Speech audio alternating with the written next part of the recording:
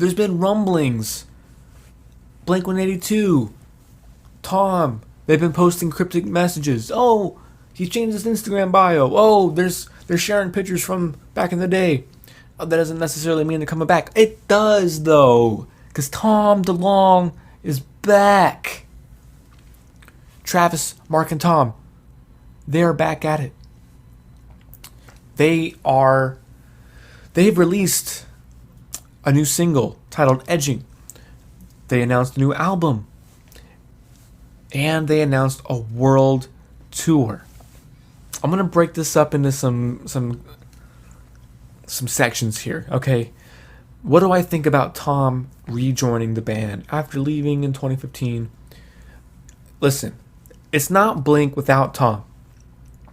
Matt Skiba's my boy, okay? Alkaline Trio and his Secrets spin-off solo stuff he's doing, amazing. But let's not kid anybody here. Let's not fool ourselves here.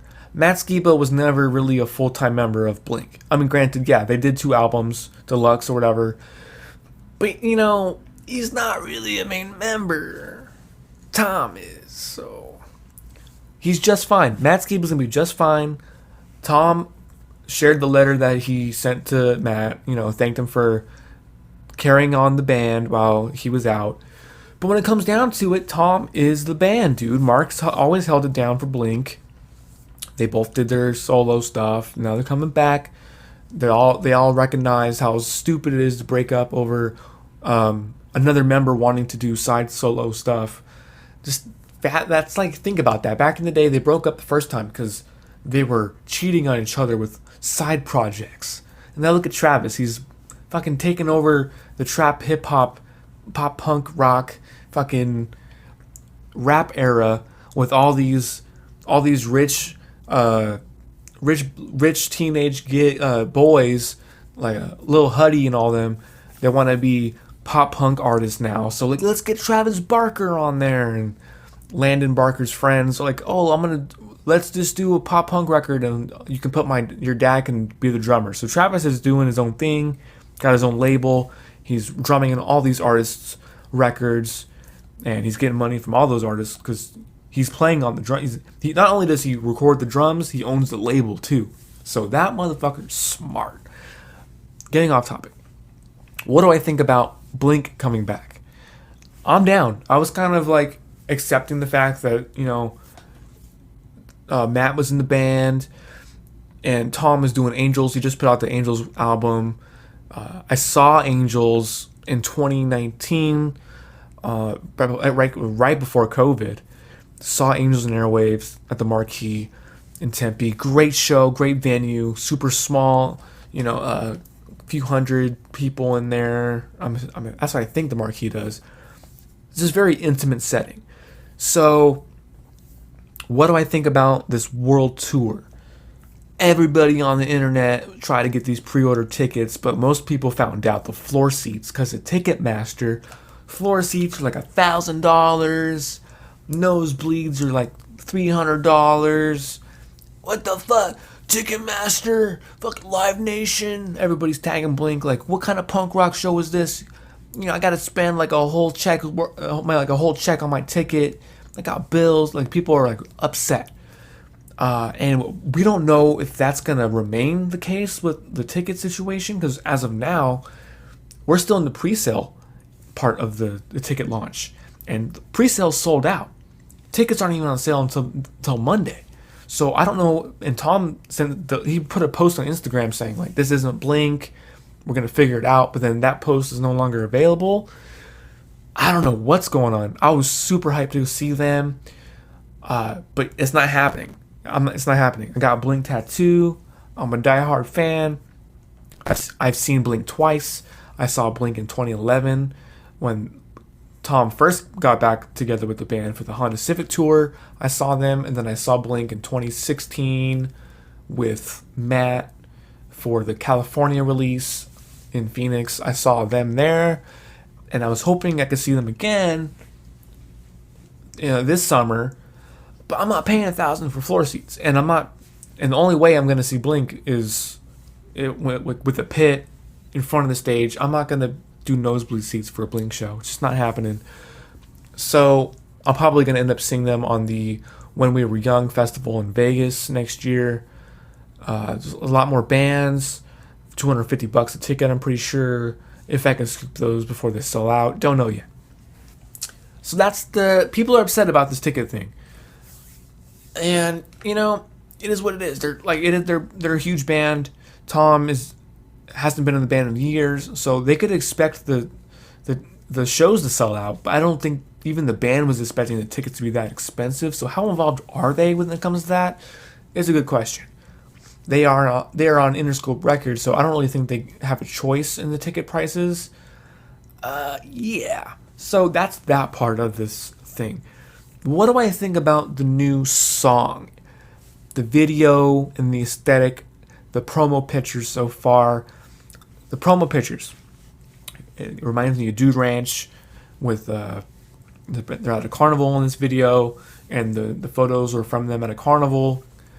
It's very reminiscent of Eminem's Cheshire Cat era. So I'm really loving the fact they're getting down back to their roots as far as the aesthetic goes. Tom's wearing the Chuck Taylors again. There's like a rotoscope kind of a photography going on where, if you know Blink, you know exactly what I'm talking about.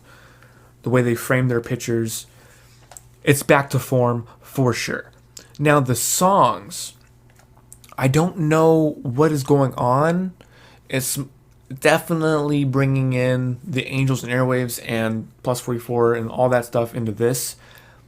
I like Blink when they're more of a skate punk kind of a thing with riffs, like a lead riff after the chorus. That's what Blink's known for.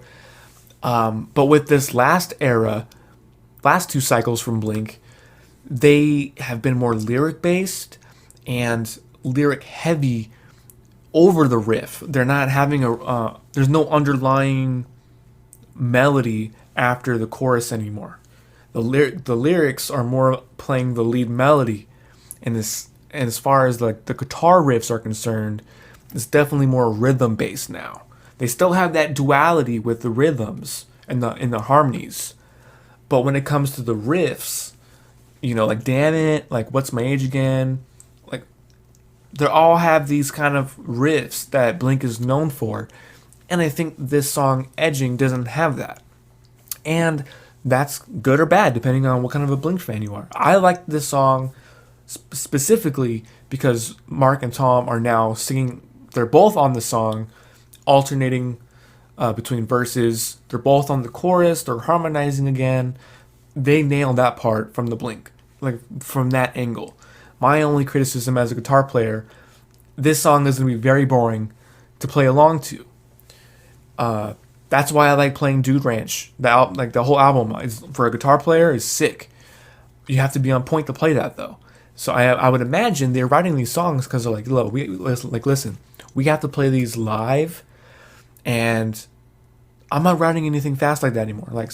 But they announced the whole ass album, so maybe there's some fast stuff on the album. But I definitely know they're getting up there. I know Travis he's got blood clots in his arms now.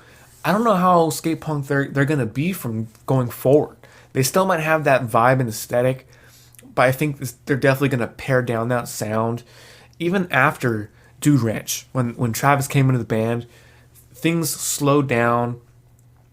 They still played fast live, but the production slowed down. The quality, like the songs were solid. Like people say Blink's, they peaked with their untitled record, self-titled record. Lyrically, that was their best, and musically, that's their most experimental. But as far as why I like the band, I like skate punk, no effects, Fat Records type of thing. Travis isn't my favorite drummer. Might be a hot take. I'm like a Scott Rayner fan. People say, well, Scott's not the better drummer. Well, that doesn't mean it wasn't my favorite. There's a vibe with Cheshire Cat and Dude Ranch that is more raw and unrefined. It's like watching old Blink shows from the early 90s, mid to late 90s, before Travis got in the group. It was a different vibe than when Travis joined. It was definitely more MTV, and that's when people kind of like, oh, well, Blink's corny, and they're like the Backstreet Boys of punk rock, and that's because they signed to the major label. You know, they got the cleaner sound. Jerry Finn helped them out with their production. Rest in peace to our homie Jerry Finn. It's just it depends on the era of Blink that you like. And after being a Blink fan, you know, fuck, going to 20 years, something like that, you learn to appreciate all the eras for different reasons. And as I get older, I start to listen to California a bit differently now. But when I was 15, 16, 17, Dude Ranch was my shit. I can go skateboard. I put on my headset or my earbuds, throw on Dude Ranch, and I'm off. Learning guitar riffs. I was super into Metallica, Master Puppets, you know, Megadeth. So, and then when I started listening to some skate punk stuff, riff or like anything with a riff, I'm like, okay, let me learn that riff. But when it comes to these new Blink songs, if it's kind of just downstrokes and slow, not even downstrokes anymore, just kind of a folky kind of a song like this one is, you know, I'll learn it, but I'm not gonna want to play it every day. And I think I'm not the only one that thinks this. I definitely, and then Mark has said this over and over again. He doesn't really consider Blink to be a pop punk band anymore. He just wants to be a rock band, and that's totally fine. But there's going to be a special place in my heart for Dude Ranch, and whenever they kind of have songs like that, A New Hope is probably my favorite Blink song. It's about Star Wars. I love Star Wars. And you have those riffs underneath. And, yeah, it's just an era, dude. I am very stoked for Blink, the return of Blink, their new album. This song was good. It wasn't my favorite. It's good. A return to form for them. When it comes down to it, I'm just happy Tom's in the group. He's obviously having fun. Mark beat his cancer, so that's super rad. And it's just great to see pop punk coming back and Blink coming back. Wallows is gonna be on this tour. I heard it's only for South America. Like, what's that about? I was really hyped to see Wallows with Blink, Turnstile, Story So Far, and Rise Against. Like, that's a sick lineup. I'm going to try to get to this show, but I don't want to pay $1,000. So on Monday, when those tickets go on sale, I'm going to see if they fix their prices. I've heard if you buy tickets the day before or day of, you can get them for cheaper. So I'm holding out hope that I can still see them live. But I'm just happy to see them back, to seeing the photos again. It makes me want to go watch some of the old shows, the Australia show. If you haven't seen Blink live videos on YouTube, the HD performances, I highly recommend it because you can start from the very beginning, you know, and all the way towards now. And it's just really cool, man. It's really cool to see Blink coming back. Tom said, like, Blink's always going to be with me. So, and he's proved it. He's back at it. Thanks to thank you, Matt Skiba, for coming to Blink and holding it down while you can. But our boy Tom is back. What do you guys think about Tom coming back to Blink? Do you like their new song? Have you gotten your tickets? Are you going to see them live? Are you going to wait, see if the tickets are cheaper? What do you think about them doing a whole new album? What do you think it's going to sound like? Because they think their last Neighborhoods album was self-produced. They did it separately in their own houses.